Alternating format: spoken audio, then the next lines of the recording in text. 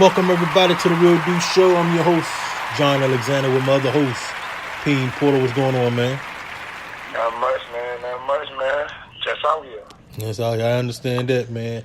So it's been hot as hell out here this last couple of days, man. For like August. Blazing.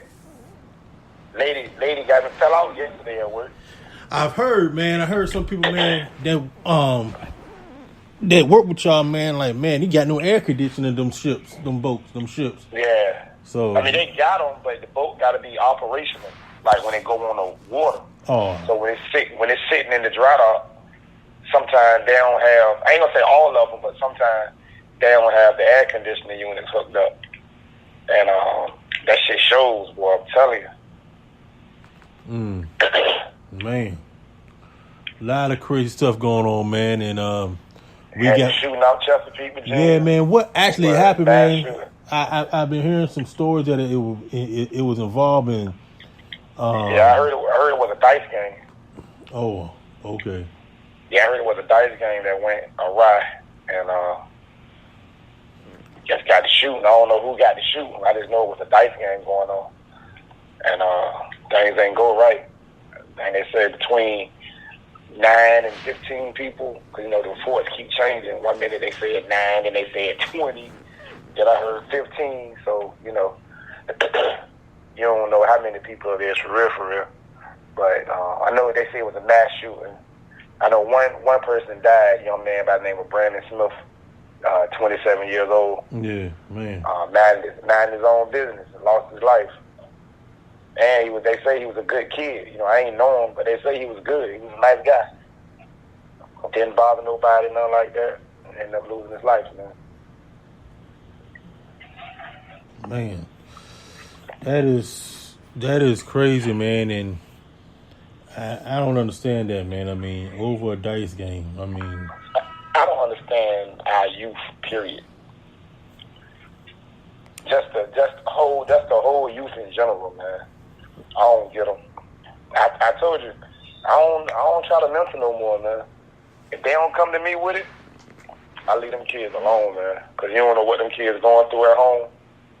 And I ain't trying to have myself caught up in what they going through at home. So I just rather not deal with them, period, man. You know what I mean? If they need me, they'll come to me. If they need some advice, I'm here for advice. But I can't just pop out and help no more. I just can't do it. Yeah, me too. I mean, it's crazy. Then, a lady got shot and killed at the Wawa in Norfolk, man. Fucking Wawa, yeah. I heard bits and pieces about that. I know. I don't think she had nothing to do with it either. I don't think.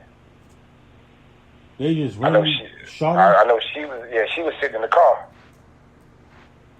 I think it was a white lady too. Yeah, she was on break. Oh, she was a white lady? Yeah, that's what I'm thinking. Yeah, that's what I think I saw. Yeah, so. No, I don't think she was a white lady. I don't know. I ain't gonna say I don't know. Yeah, I can't say what color she was. It's a crazy world we live in, man. That's all I know. Yeah, man. Yep, it's crazy. So, man, we got like I said, we got a great show today. We about to kick off our first guest. So, I have here Pastor Michael Whiting here on the phone here with us, man, on the Real Dude Show. Man, welcome. With my host, Mr. P. Porter here. Pastor, welcome, man, and it's great to have you here, man. Thank you. I'm most definitely thankful to be here. Thank you for inviting me. No problem, man. So, Pastor, for those that don't know you, introduce yourself. Tell people who you're all about, what you do, and how you helping minister people around the Portsmouth, Chesapeake area. So let the people know. I've been in Portsmouth all my life, born and raised in Portsmouth. Pastor a church in Franklin, Virginia, First Baptist Burdett, also a church in Portsmouth called Kingdom Purpose Church. And basically, I just live the gospel, preach the gospel. Married, have 2 lovely children. It's not that too much about me. I'm just a brother just trying to do God's will. That's it. Right. Okay. Okay. Great. And the reason I got you up here, man, because a lot of things been happening, man, here in the area, man.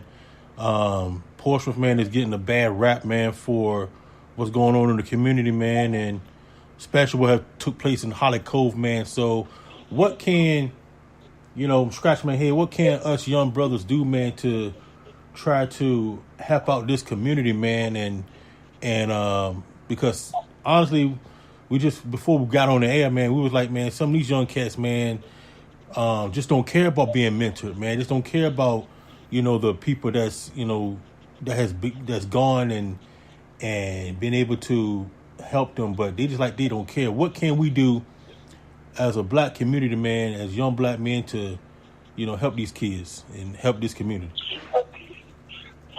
First, you got to earn their respect. They got to know that you genuinely care about them. And we got to get our hands dirty. We got to get out there. We got to meet them where they're at. We got to get in to their community, go to the school, go to their home.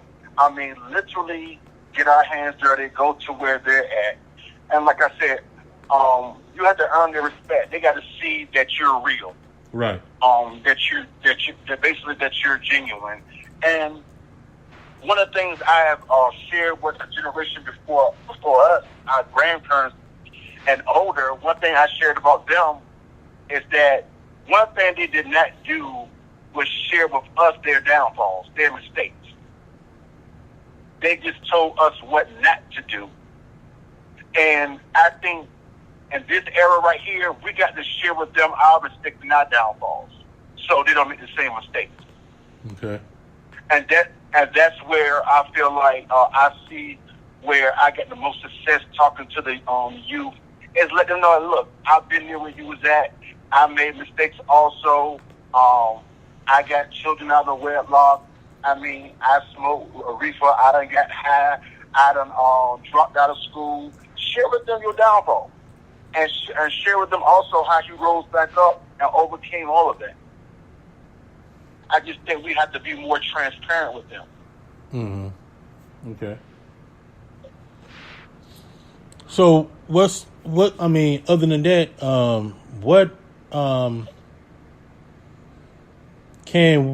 for the city of Portsmouth, what can we start to do? I mean, that is one part, but what else can we do to bridge that gap between the communities? Because, like I said, our city, man, is getting this bad rap, man, and people don't want to come to Portsmouth, and we got Lennon Oaks and stuff like that got like a wall and not a fence, man. It's like it's crazy, man. People getting shot, man. What is the I can say the I'm trying to get into words. I can't say attitude, the aroma of the city, man, is what can we do to change it? Like, what else can we do? We have to create activities for the youth. We have to literally work hard and change the narrative of our city because our city is known for violence. We got to change that attitude and that concept.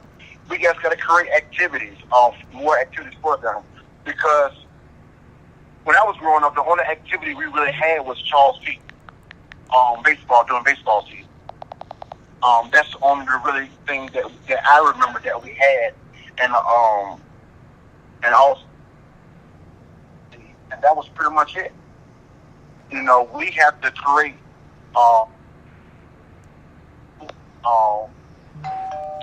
have a place where they can go and get a musa.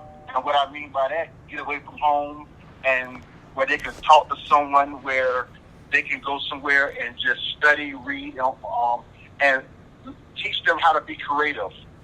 We got to find some kind of way to create activities for them.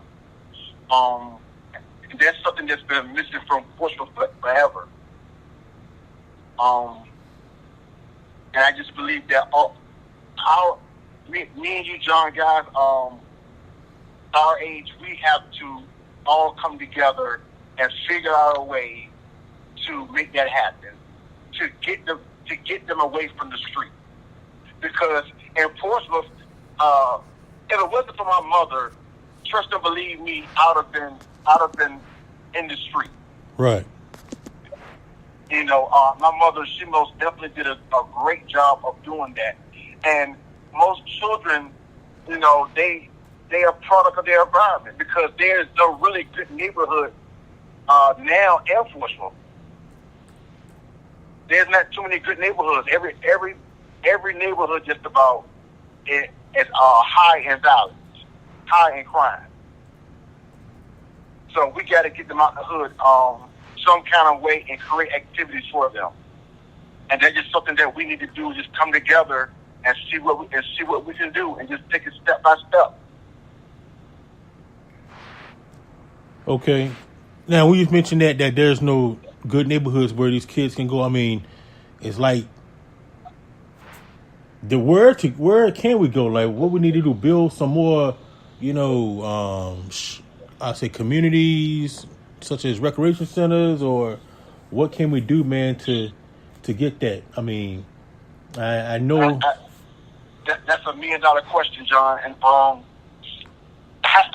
really don't know at this point. Like I said, we just need to come together and talk about this and see what can we do. I will say this: one thing we can do is have a trip. Give the youth exposure. What I mean by that is, because some of the most of the youth that was born and raised in Portsmouth, that's all they know is Portsmouth. Yeah. We got to give them more exposure and let them know that it's more to life than what you see every day. And I believe once we give them more exposure, that will help change their mindset. That there's something bigger than life than selling marijuana. There's something bigger than life than gang banging or joining a gang. If there's something more than life than what I see every day.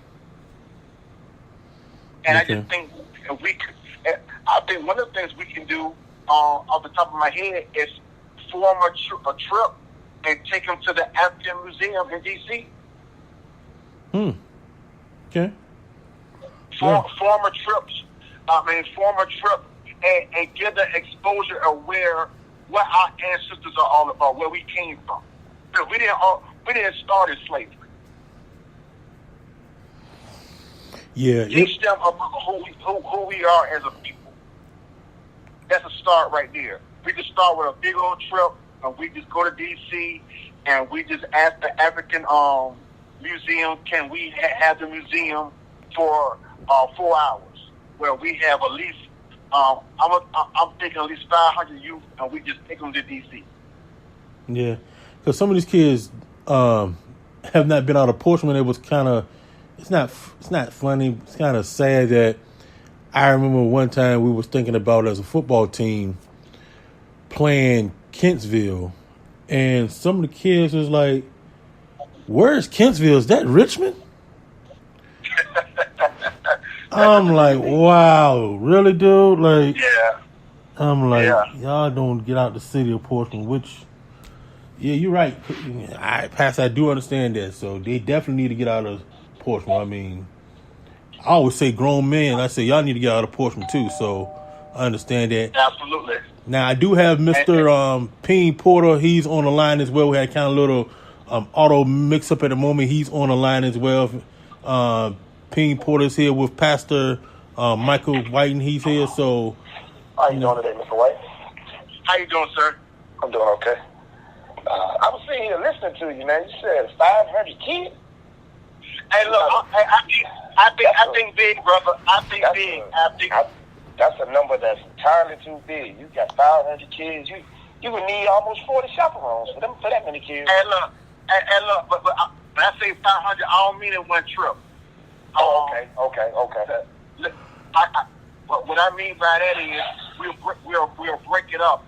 Now hopefully I'm assuming about 50 a piece, and we just take them to the African Museum, because when I went there, I was amazed, and I learned so much.